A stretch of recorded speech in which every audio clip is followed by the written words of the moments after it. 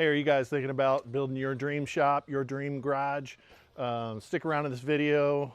Hopefully you can learn some tips and tricks, but today we're going to be putting on siding. And I kind of wanted to show you a few things that helped me get started, and they were kind of tough to find online, and just there's so many variables and so many different things. But I had if you guys remember in some of my other episodes early on, we had a 24-inch foundation, so that was kind of unique, where we've got 8-foot walls, and where to start the starter strip, how to get going, because you want to make sure everything's level, because when you end up at the top, you don't want to have 2-inch gap on one side and a 6-inch gap on the other side, and you're trying to fudge that around. So one of the things that helped me, and we'll get going. I can't tell you how valuable this laser level is. This is how I used this level to get my starter strip going, and making sure my lines on all the sides are the same. So basically I just turned my laser level on and got my line. I needed a 1-inch overhang on the foundation for the starter strip. So this is 2 1/4 starter strip. So I just marked my line about 2 1/4 inches with a 1-inch overhang on my foundation, put my laser level on there, got it started. Then the other thing that I did is that I also measured from my foundation to the bottom of my T111 up on the gables, just to make sure everything was kind of lining up. Then I did a chalk line. I just felt like there was never not enough that I could do. I wanted to kind of overkill it, because I really want this to be nice and level and straight and everything end out how I want it to. But this right here is invaluable. The other thing that I used this for was marking where my studs are. And if you'll see in this next little clip here, I marked along the foundation on the outside and on the inside little dots of where my studs were, the center of each one of my studs, just to help me when the house wrap was on. It allowed me to come back and mark everything, so when I'm working on exterior or doing anything, I know where studs are, and it's really been helpful when I'm putting the siding on. So this little laser level right here, I'll have a link in the description. It has paid for itself tenfold. Holding itself, and you want to leave about a 1/4 inch gap from your corner, so it's not touching. You want to allow for expansion.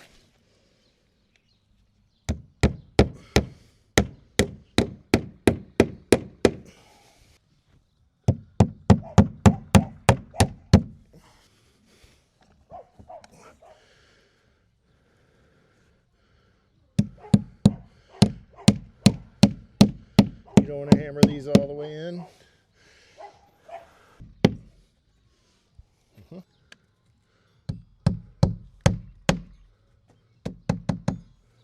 One of the things that has really saved me is this little jig right here that I built.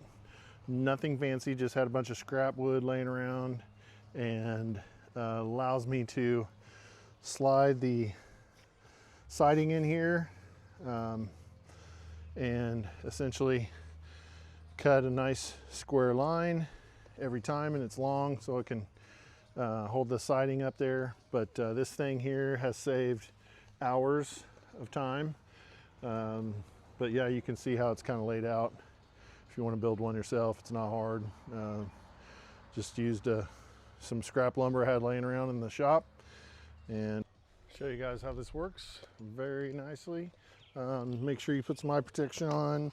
It is loud, so if you have sensitive ears, be cautious of that. But once you do a few of these, you'll have your line. It's very nice. I've got everything lined up square. And I'll show you this cut.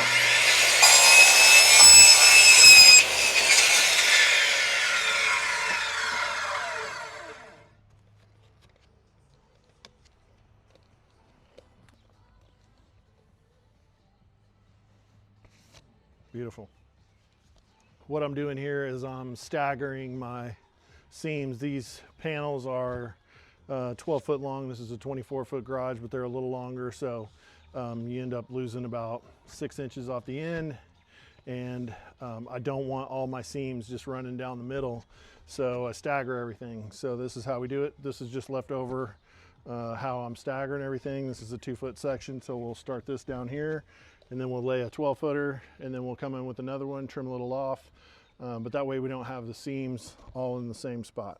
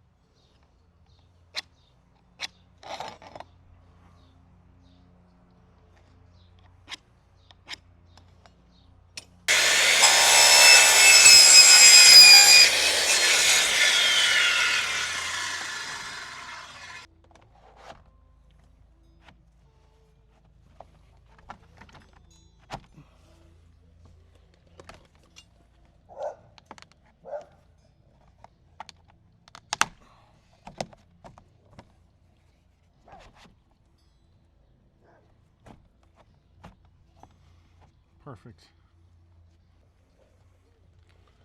So you can see we've got play in it all the way to the corner. Nice little gap there. Everything's flush. We're nice and level.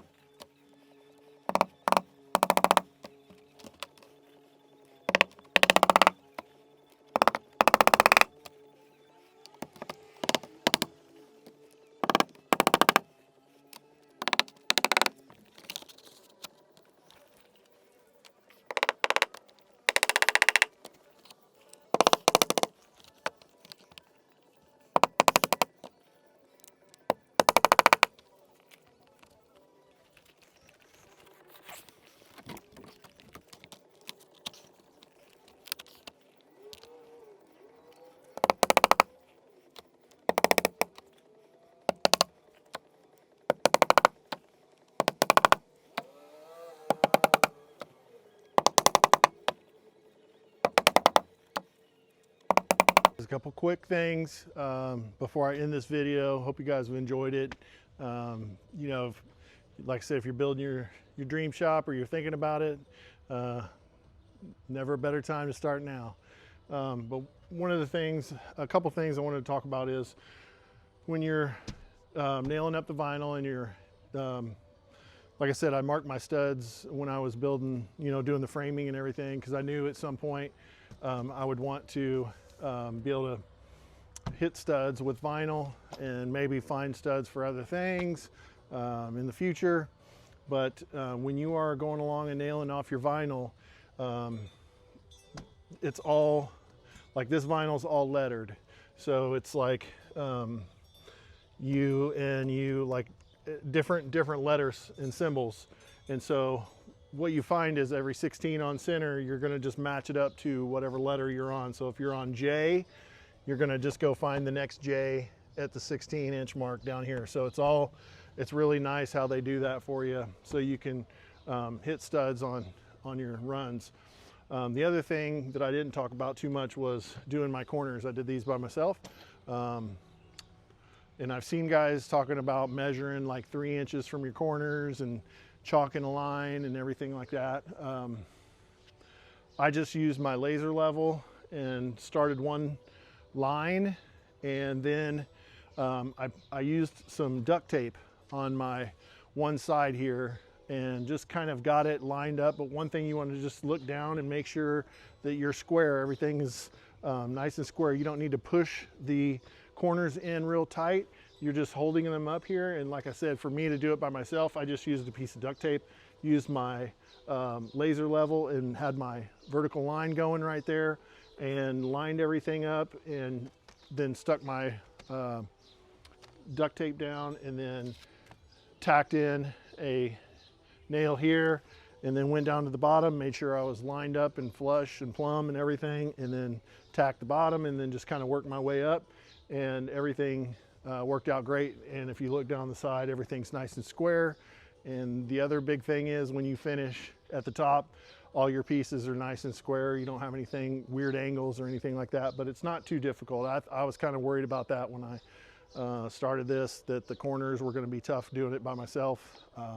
Honestly, the starter strip was probably the toughest, and it wasn't all that bad. Just make sure you measure, you know, you want to give yourself at least an inch overlap. My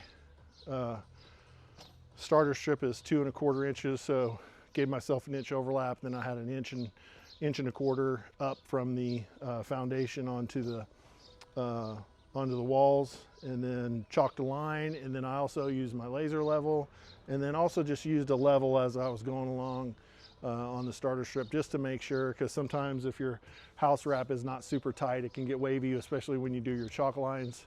So I just kind of wanted to double and triple check everything, but it looks like we're going to be really nice and square getting to the top here. I've still got to get some Z channel that'll go in behind here and out over my finish trim when I get up here, but it's been a fun project. Thanks guys. Hope you have enjoyed these videos. If you got any questions and you're building your own project, feel free to leave me a comment, shoot me an email. If you would be so kind, like and subscribe. Thanks. Arms around